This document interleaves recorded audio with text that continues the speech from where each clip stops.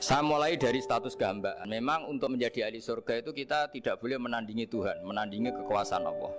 Sehingga syarat dasar masuk surga itu harus abdullah, kita berstatus hambanya Allah. Disebut fadkhuli fi ibadi, masuklah dulu sebagai hambaku. Jadi kita berstatus sebagai hambanya.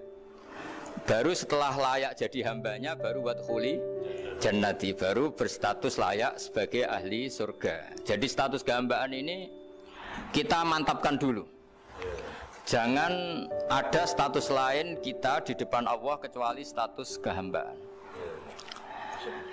Saya punya analogi dan itu saya ulang-ulang karena di antara ciri Quran itu mengulang-ulang sesuatu yang harus jadi pegangan. Saya ulang lagi, di antara ciri Quran itu mengulang-ulang sesuatu yang jadi pegangan. Jika kita belajar ilmu fisika atau ilmu apa saja, maka kita akan bicara materi sesuai statusnya.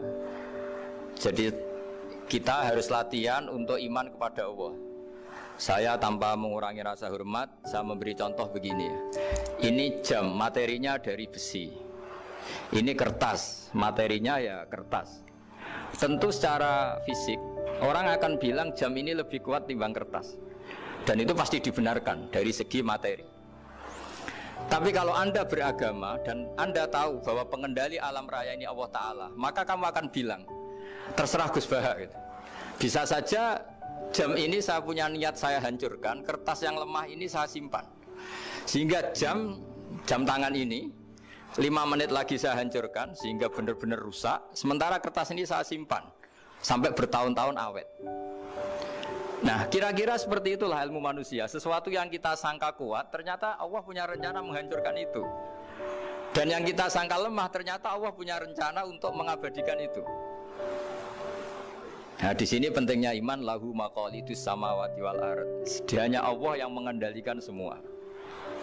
Jadi jangan mentang-mentang kita punya ilmu bahwa materi besi itu lebih kuat timbang kertas, terus kita pastikan bahwa besi lebih awet ketimbang kertas.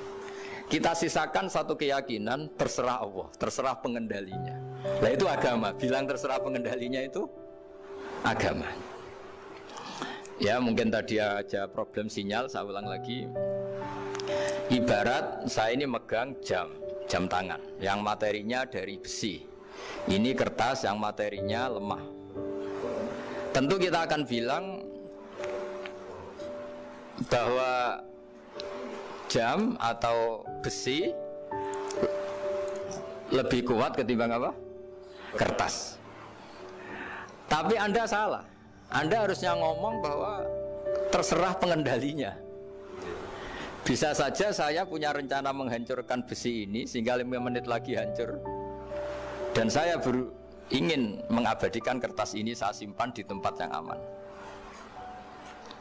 Nah kira-kira agama itu bukan anti ilmu, sehingga agama boleh kamu mengatakan besi ini lebih kuat ketimbang kertas. Tapi harus kamu tambahi dari segi materi.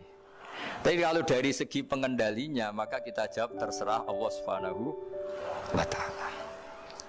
Nah ini di sini pentingnya beragama. Jadi meskipun Mars itu kayak apa kuatnya, bumi, gunung kayak apa kuatnya, ternyata gunung yang kita kira kuat ternyata nyimpan magma yang potensi meledak.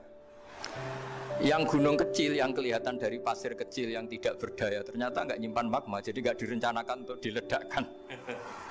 Itu, nah agama itu seperti itu yang disebut di surat Yasin misalnya. Allah itu siapa? Biyadihi malakutu kulli, yang dalam kendalinya itu semuanya di alam raya ini. Sehingga di kehidupan nyata juga sama. Ada orang yang nekuni ilmu ekonomi tapi miskinnya Masya Allah. Ada yang gobloknya Masya Allah tapi kaya. Ada kiai yang punya doa banyak, hidupnya biasa. Yang nggak punya doa kaya.